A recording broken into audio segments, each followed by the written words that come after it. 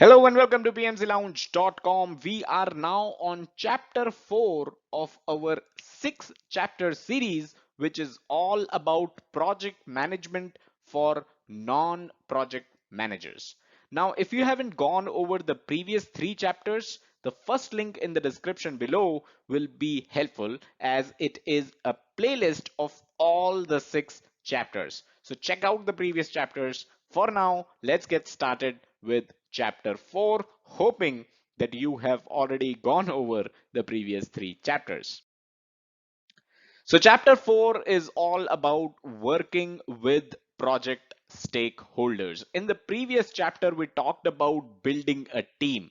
Now, is your team different from stakeholders? Let's try to understand. So first of all, if you're too involved with your project team, remember we talked about building a team. So if you're too involved with your project team, there is a danger of neglecting the project stakeholders, which means your project team is not necessarily the only stakeholder of your project. So there are other stakeholders which are not part of your project team. Everyone that may have an investment or interest in the project's outcome is a stakeholder. So there you have it. Your project team definitely has investment. They are investing their time, they are investing their efforts in your project, and they definitely have interest in your project as well. So your project team is definitely a stakeholder of your project. But if there is anyone else under the sun who may have investment or interest in your project, he or she is also your project's stakeholder. And that is why if you're too involved with just your project team, you're giving all your time in building your team, then you will have a danger of neglecting the project stakeholders, which is definitely something that you should not do. So you need to note here that the project stakeholders may or may not be directly involved with your project. Very important. So if you neglect the stakeholders, the result is going to be project failure. The reason for that is you never know the difference in the opinions of the project stakeholders, right? What it can cause, what influence they may have, right? So as a project manager, you need to understand the interests of the stakeholders and you need to address those interests for a great working relationship with your stakeholders. You need to understand the fact that project is something which is not your autocratic kingdom, right? You have a lot of people that are stakeholders of your project, and you need to make sure that you take care of their interests and you take care of the relationships that you have with them. So let's take a look at some of the steps of how you can work with project stakeholders successfully. Step 1 is you need to understand stakeholders. How do you understand stakeholders? First of all, you need to understand the fact that stakeholders are people that may or may not be directly involved in the project but are affected by it in some way. Your project team is actually directly involved with the project, right? So they are definitely affected by the outcome of the project. They are definitely affected by what's happening in the project. But there are certain stakeholders that actually might not be directly involved with your project, but they are affected by it in some way. So they definitely have a vested interest in your project being successful or unsuccessful. Some of the examples of these people are your suppliers, customers, higher management, even your family is a stakeholder in your project. Another very important stakeholder is a sponsor. Who is a project sponsor?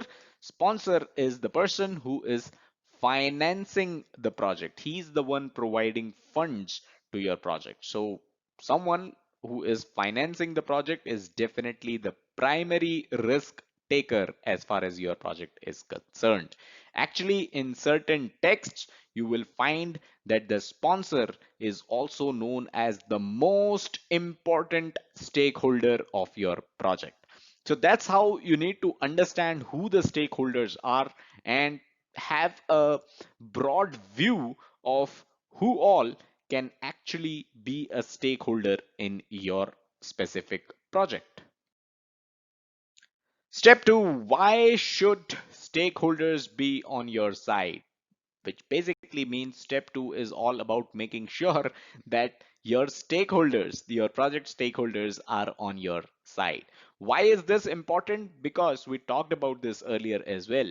Your project is not your autocratic kingdom. There are stakeholders who might not be directly involved in your project, but they may have power, they may have influence to drive your project in any direction that they want. We talked about how sponsor is an important stakeholder, one of the most important stakeholders. So sponsors and other such powerful and important stakeholders should be consulted in the beginning of the project itself so that you can shape the project as per their requirements, right? Sponsor is the one who's providing funds to your project. You better shape the project as per the sponsor's requirements. The next is the fact that if you have powerful stakeholders on your side, it could mean access to better resources and less politics in general. Let's take an example. If you are working on one of the largest projects that your organization has ever delivered, your CEO might actually be very keen on understanding the progress of your project, right? So your CEO is a very powerful stakeholder of your project. And if your CEO is on your side, well, you have the best engineers, the best resources at your behest, right? Because you have the CEO on your side. Obviously it leads to less politics as well. So having powerful stakeholders on your side is the key to project success. Stakeholders can help you gauge people's reactions and can be instrumental in winning widespread support, right? Stakeholders come from all walks of life. They come from different departments. If you have them on your side, they will help you win widespread support. Lastly, don't forget the sponsor. You need to remember that your sponsor, having the biggest interest in your project, is not a silent partner and does have the right to make decisions as well. If you think these decisions are wrong, be honest about what you think. But if after all that the sponsor still wants it done his or her way, follow the instructions and do your best to make sure the outcome is successful. Don't forget the sponsor, one of the most important stakeholder of your project. Before we move to step three, I'd like to let you know if you're a PMP aspirant and you're looking for some resources for your preparation, you can head over to pmclounge.com/resources. That's where we have listed our favorite books. Hundreds of our community members have cleared the PMP exam with those books that we have recommended. Step three is where you list your stakeholders. Now, it will be perfectly obvious who most of your stakeholders are, but there may be a few who don't come to mind immediately. It's a good idea to have a brainstorming session with your project team to make sure no one gets left out. Think about all the people who are affected by your work, who have the power or influence over your project, and there could be those that have an interest in whether your project succeeds or fails. So let's make a list of the stakeholders. You've got your project sponsor, we talked about it. Senior management, trade associations could be interested in your project. Then you may have the government interested in your project. If you are actually working on the largest project that your organization has ever done, well, the media might be interested in your project too. Suppliers will be interested in your project. The community in general could be interested in your project if it involves something that has to do with the community, right? The shareholders of your company, the customers, the lenders, Even your competitors could be interested in your project. And then finally, you obviously have the project team who is most interested in your project. Remember that although stakeholders may be both organizations and people, at the end of the day, you communicate with people, not buildings, right? So the community is can be an organization, right? Trade associations, this can be an organization, government can be an organization, but you are communicating with people. You're not communicating with buildings. So you need to make sure that you have a contact at any stakeholder organization with whom you can build a relationship. So find someone from the community who is going to be your contact and try to build relationship with that contact. That way, this person can help you win the widespread support that we spoke of in the previous slide. Step 4 is all about prioritizing. Now, I'd like to tell you here that the list of the folks that we discussed in the previous slide, right? Those stakeholders, that was not an exhaustive list. There could be a number of other stakeholders that we might have left out. So you need to understand that if you write down all the people who might fit into the categories that we talked about in the previous slide, as well as anyone else you can think of who will be affected by your project and will be a stakeholder, you are going to end up with quite a long list. Now, you don't have enough time to deal with them all equally. So, how do you decide who takes precedence? The best thing to do is to categorize them by their power over your work and their interest in your work. So, how do you do that? You do that with this grid. So, this grid talks about power and interest. Someone with low interest and high power will show up in this section of the grid. Someone with high power and high interest is going to show up here. Someone with low power and low interest will show up here. And someone with low power and high interest is going to show up here. So this is the grid that is used to prioritize those stakeholders. So let's say if you have someone who has high power and high interest, what are you going to do? You need to manage those stakeholders closely. Make the greatest efforts to satisfy. Communicate regularly, make sure they are on your side. We talked about how the CEO can be a stakeholder in your project. You are going to make sure that you communicate regularly with the CEO. You need to make the greatest efforts to satisfy the CEO, and you need to make sure the CEO is on your side. Next is keep informed those that have high interest but have low power. So you need to keep them adequately informed. You need to make sure that no issues are coming up because they have high interest in your project. Although they have low power, but they have high interest in your project. They are most likely interested in and possess helpful project details. So they are interested in the details. They may have details with them as well.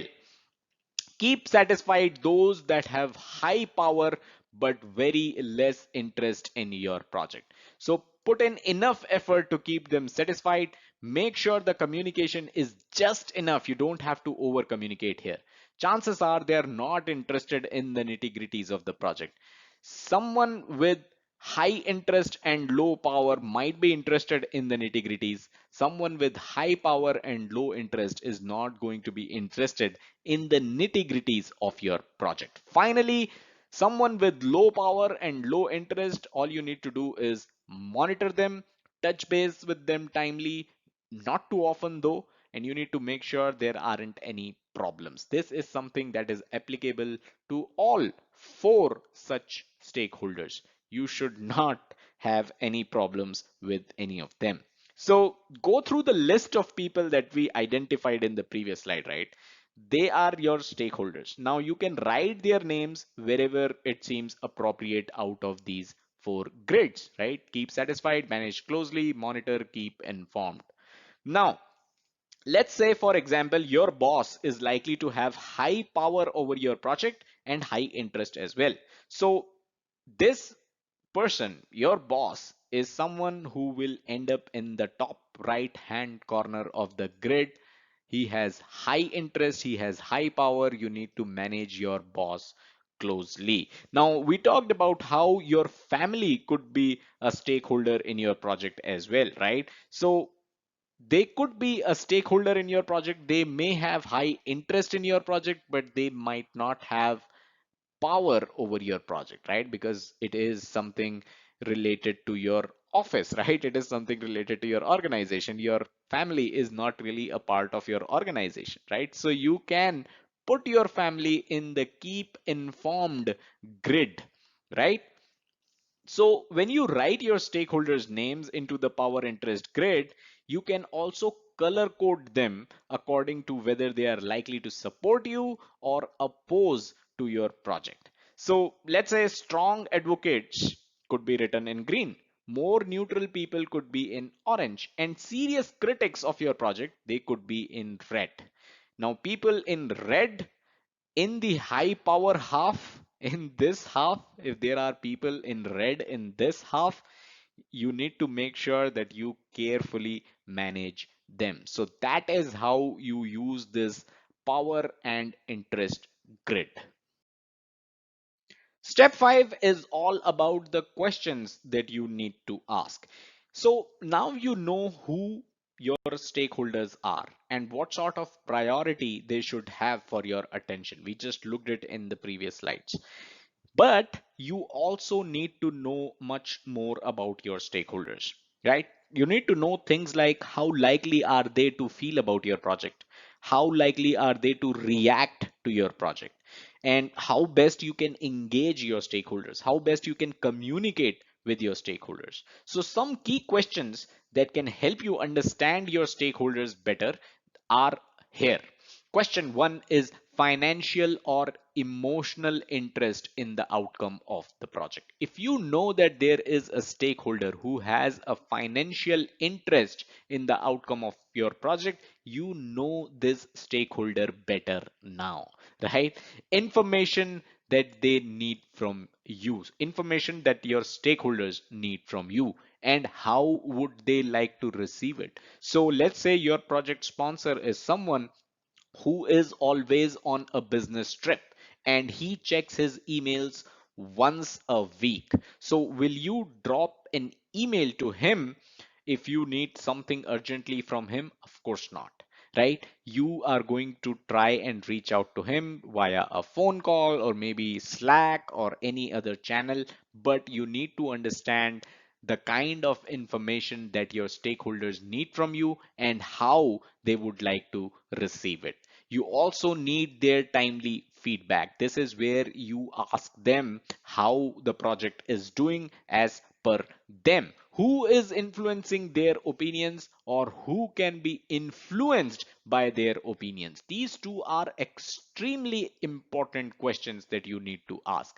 If the CEO of your organization is a stakeholder in your project, is there someone who is influencing the CEO's opinions? If yes, you need to know about that person, right? And who can be influenced by the opinions of the CEO? Pretty much the entire organization. So this is handy information that you should definitely have about your stakeholders. How to turn them around if they do not currently support the project. Now, like I said earlier, not all your stakeholders are going to support your project, but you need to have a plan. You need to understand how you can turn your stakeholders around if they don't currently support your project. Because your aim here is to make sure that the maximum stakeholders of your project support your project. But if they do not turn around, like I said, not everyone is going to support your project. So if they don't support your project, how do you plan to manage them? Very, very important. You need to know your risk mitigation plan, right? You need to know how you're going to how you're going to mitigate the risk that these people who do not support your project can bring to your project. The best way to answer all these questions is to talk to your stakeholders directly. You see, people are usually quite open about their views, and asking their opinions is often the first step in building a successful relationship with them. They'll be pleased that their views are being taken into account. So, questions to ask, these are some of the questions that you need to ask, and the best way to have answers to these questions is to ask these questions with the stakeholders. Ask these questions directly to your stakeholders. All right, step 6 is all about planning your stakeholder communication. So, while it is important that the project team spends most of its time working on the project, they should expect to report the progress to the project stakeholders timely. So, here are some of the communication aspects that you need to consider when it comes to stakeholder communication. Number one is the stakeholders themselves. Who are you trying to reach? Do you have a list? Of course, you should have a list from our previous steps that we talked about. What is the objective of your communication, right? Do you need prompt action from someone? Do you need an approval from, let's say, your CEO or your project sponsor? Is this just an FYI letting your CEO know where your project currently is, right? Number three is message. Formulating your message should be based on stakeholders' influence and their interest as well. Are you over communicating? If you get an email that has 50 people marked in CC, should you reply all? Will that be an over communication? That's something, a question. That's a question that you should ask in this aspect of communication, right? Is some information confidential? How much detail is needed, right? Somebody might not really be interested in technical details. For example, your CEO, you are working on the project, which is the largest project your organization has ever done. But if you talk in too much technical detail, your CEO might not be interested in that kind of message. So the fourth aspect of stakeholder communication is channel. Now this depends on the message, the timing, and the geography. Available channels are meetings, emails, phones, newsletters, workshops, presentations, even press conference is a type of channel. So you need to decide your channel for stakeholder communication. Let's take an example. Let's say that your project is to construct a new community hall, and you have decided your main forms of communication will be consultation meetings during design, monthly site meetings, monthly progress presentations, a page in the community magazine, and an open day where you invite the entire community. So those are the channels that you're trying to use as part of your project. Fifth aspect of communication with your stakeholders is feedback. What are the feedback mechanism you plan to use? Are you going to be sending out surveys? Are you going to be sending out detailed questionnaires for feedback? And how you are going to encourage it, right? An example could be a dedicated mailbox that is there only to receive feedbacks and maybe reply to those feedback messages as well. Number six is timing.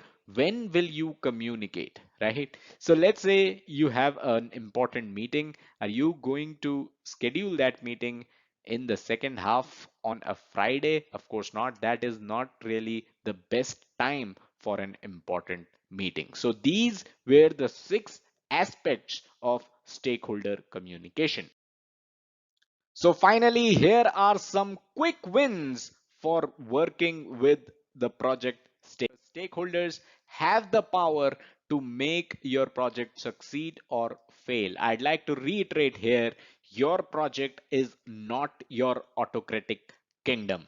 The stakeholders of your project, they have the power to make your project succeed or make it fail as well. You need to brainstorm to come up with a list of stakeholders. Try to come up with an exhaustive list of stakeholders. And once you have that list, You can work out on where those stakeholders fall based on their power and interest. We talked about the power interest grid. So where do these stakeholders fit in that grid? You can find that out. Now, after that, you need to understand what motivates the stakeholders and what actions might win their support.